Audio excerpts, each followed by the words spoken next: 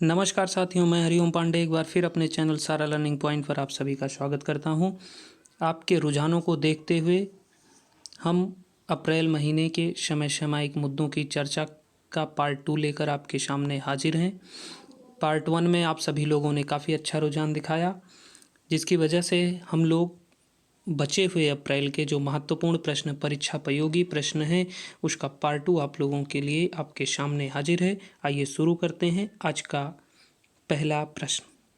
पहले प्रश्न में हम लोग बात करेंगे आईसीसी महिला विश्व कप 2021 का आयोजन किस देश में किया जाएगा। आईसीसी महिला विश्व कप 2021 का आयोजन किस देश में किया जाएगा? सही उत्तर है न्यूजीलैंड। सही उत्तर क्या है? न्यूजीलैंड। न्यूजीलैंड में महिला विश्व कप 2021 का आयोजन किया जाएगा। बात करें हम लोग आईसीसी की, तो आईसीसी ये क्रिकेट काउंसिल की इंटरनेशनल संस्था है। इंटरनेशनल स्तर पर क्रिकेट को मैनेज करने की संस्था या क्रिकेट की सबसे बड़ी संस्था जो है वो आईसीसी है। इसका मुख्यालय कहाँ है? इसका मुख्यालय है दुबई में।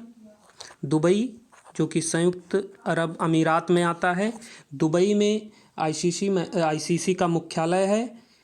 इसकी स्थापना 15 जून 1909 को हुई थी। इसकी स्थापना कब हुई थी? 15 जून 1909 को हुई थी। वर्तमान में इसके अध्यक्ष कौन है? वर्तमान में इसके अध्यक्ष हैं शशांक मनोहर, जो कि भारत के हैं। अब बात करते हैं महिला विश्व कप से जुड़ी कुछ इम्पोर्टेंट फैक्ट की। तो 2021 विश्व कप, महिला विश्व कप के लिए 4 टीमों ने ऑलरेडी क्वालिफाई कर लिया है, जिसमें ऑस्ट्रेलिया, इंग्लैंड, इंडिया और साउथ अफ्रीका ऑलरेडी क्वालिफाइड हैं। चूँकि न्यूजीलैंड मेज़बानी कर रहा है, इसके लिए ये पांचवी ऐसी टीम है जो कि महिला विश्व कप के लिए क्वालिफाइड है। बाकी बची 3 टीमें जिनको अभी प्रतिस्पर्धा करके विश्व कप में जगह बनानी है, जिसमें अभी पाकिस्तान भी है, वेस्ट इंडीज़ भी है, श्रीलंका भी है और बांग्लादेश भी है। इस वर्ष 8 टीमें महिला विश्व कप में शामिल होंगी, जिसमें से 4 टीमें बाई रैंक क्वालिफाइड हैं। Australia, England, India, south Africa और न्यूजीलैंड चूँकि मेज़बानी कर रहा है इसलिए ऑलरेडी क्वालिफाइड है। बात करते हैं आज के अगले प्रश्न की। भारतीय वायुसेना ने ऑपरेशन संजीवनी के तहत किस देश के लिए चिकित्सा उपकरणों की आपूर्ति की? बहुत ही महत्वपूर्ण प्रश्न है आपकी परीक्षा की दृष्टि से। ऑपरेशन संजीवनी किस देश के लिए चिकित्सा उपकरण पहुंचाए गए ऑपरेशन संजीवनी द्वारा? तो वो देश है मालदीव। एक एक पॉइंट को अच्छे से नोट कर लीजिएगा। काफ़ी इम्पोर्टेंट फैक्ट आप लोगों के लिए है इस वीडियो में। ऑपरेशन संजीवनी क्या है? ऑपरेशन संजीवनी भारत द्वारा चलाया गया है। 2 अप्रैल को ये हुआ। ऑपरेशन संजीवनी शुरू किया गया 2 अप्रैल 2020 को, जो कि कोविड का दौर चल रहा है। इसके माध्यम से चिकित्सकीय उपकरण और दवाइयाँ मालदीव पहुँचाए गए। अब बात करते हैं मालदीव से संबंधित भारत के कुछ और ऑपरेशनों की, जिसमें ऑपरेशन कैक्टस है। नाम आप लोग ध्यान रखिएगा, ऑपरेशन कैक्टस। ये कब चलाया गया था? ऑपरेशन कैक्टस चलाया गया था 1988 में। ऑपरेशन कैक्टस से क्या हुआ था? ऑपरेशन कैक्टस से मालदीव में तब जो सरकार थी वो तख्ता पलट की कोशिश कर रही थी, उसको रोकने के लिए भारत द्वारा ऑपरेशन कैक्टस चलाया गया। इसके अलावा मालदीव के लिए भारत द्वारा एक ऑपरेशन और चलाया गया, ऑपरेशन नीर। मालदीव में 2014 में पेयजल का संकट आया था, तब भारत द्वारा ऑपरेशन नीर चलाया गया था।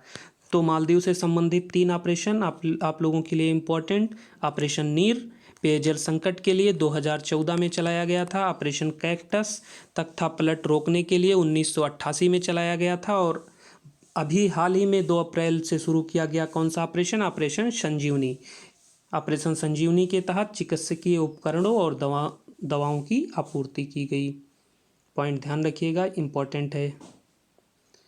अब बात करें एक और इम्पॉर्टेंट ऑपरेशन की, जो कि अभी हाल ही में कोविड को देखते हुए भारत द्वारा भारत में शुरू किया गया है। उस ऑपरेशन का नाम है ऑपरेशन नमस्ते। ऑपरेशन नमस्ते इंडियन आर्मी द्वारा अर्थात थल सेना द्वारा शुरू किया गया और इसके तहत कोविड-19 से निपटने के लिए वर्तमान में जो इंडियन आर्मी के या भारतीय थल सेना के प्रमुख हैं मनोज मनोज मुकुंद नरवणे, उनके द्वारा ये ऑपरेशन शुरू किया गया। 27 मार्च को ये स्टार्ट हुआ है। इस ऑपरेशन की प्रमुख चीज़ क्या है कि ये कोविड-19 से निपटने के लिए जगह जगह पे ये लोग क्वारंटीन सेंटर बना रहे हैं। तो ऑपरेशन नमस्ते आप लोग ध्यान रखिएगा। बात करते हैं आज के अगले प्रश्न की। आज के अगले प्रश्न में थोड़ा सा ब्लर है, आप लोग ध्यान से सुनिएगा। मार्च 2020 में बहुत ही इंपॉर्टेंट प्रश्न है। मार्च 2020 में टाइम पत्रिका ने पूर्व प्रधानमंत्री इंदिरा गांधी को पिछले शताब्दी की दुनिया की 100 शक्तिशाली महिलाओं की सूची में शामिल किया है। टाइम ने उन्हें किस वर्ष के लिए वुमन ऑफ द ईयर करार दिया है? इम्पॉर्टेंट फैक्ट, पूर्व प्रधानमंत्री इंदिरा गांधी को वुमेन ऑफ द ईयर का अवार्ड टाइम पत्रिका द्वारा 2020 में दिया गया, पर किस ईयर के लिए दिया गया? तो आप लोग उत्तर जान लीजिए। सबसे पहले उत्तर है 1976 को। बाकायदे इस बार तो टाइम पत्रिका में भारत की सामग्री सीरियल से भारत की सामग्री आर्टिकल से इंदिरा गांधी को वुमेन ऑफ द ईयर 1976 घोषित किया गया। इसके साथ साथ ही भारत की एक और महिला हैं जिनको इस बार टाइम पत्रिका ने किसी वर्ष के लिए वुमेन ऑफ द ईयर दिया है, तो उनका नाम है राजकुमारी अमृता कौर। राजकुमारी अमृता कौर।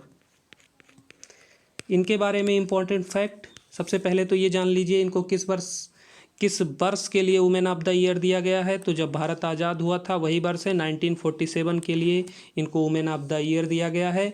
और ये भारत की पहली ऐसी महिला हैं जो भारत के कैबिनेट में शामिल हुई थी एज अ स्वास्थ्य मंत्री।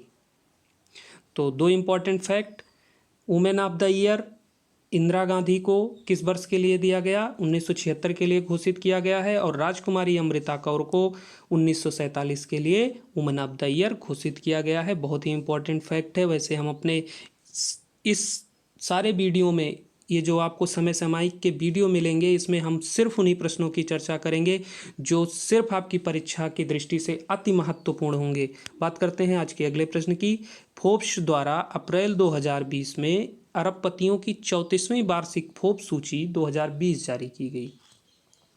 सीधी बात समझिए, हम लोग ये जो फोर्ब्स एक पत्रिका है, ये एक सूची जारी करती है प्रत्येक वर्ष।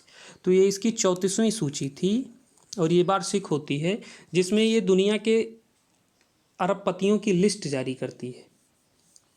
तो इस वर्ष 34वीं सूची में जो फोर्ब्स ने जारी किया उसमें कितने अरबपतियों को शामिल किया गया? तो सबसे पहले ये जान लीजिए, दुनिया के 2095 अरबपतियों को इस सूची में स्थान दिया गया। हमारा प्रश्न क्या था? इस सूची में सर्वाधिक अमीर भारतीय मुकेश अंबानी किस स्थान पर हैं? तो सबसे पहले प्रश्न का उत्तर जान लीजिए कि मुकेश अंबानी 2020 में विश्व में 21वां स्थान अरबपतियों की सूची में रखते हैं। पिछले वर्ष हालांकि इनका स्थान क्या था? 13वां। इनके स्थान में इतने पॉइंट की गिरावट आई है। 2019 में 13वें स्थान पर मुकेश अंबानी विश्व में अपना अरबपतियों की सूची में स्थान रखते थे।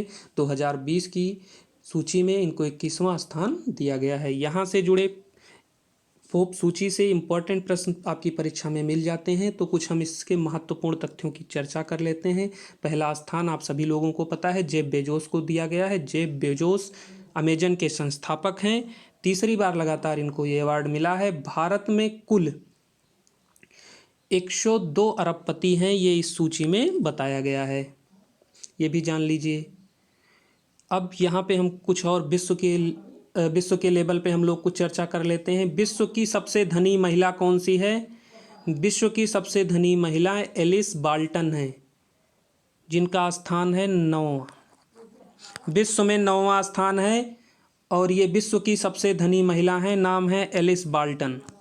एलिस बाल्टन वॉलमार्ट के संस्थापक की पुत्री हैं और ये विश्व में अपना 9वां स्थान रखती हैं। और विश्व की सबसे युवा अरबपति की अगर हम बात करें तो वो अमेरिका की काइली जेनर हैं, जो कि एक एक्टर हैं। इनकी एज है 22 वर्ष और इनका स्थान है 1990वां। 1990वें स्थान पर विश्व की सबसे युवा अरबपति।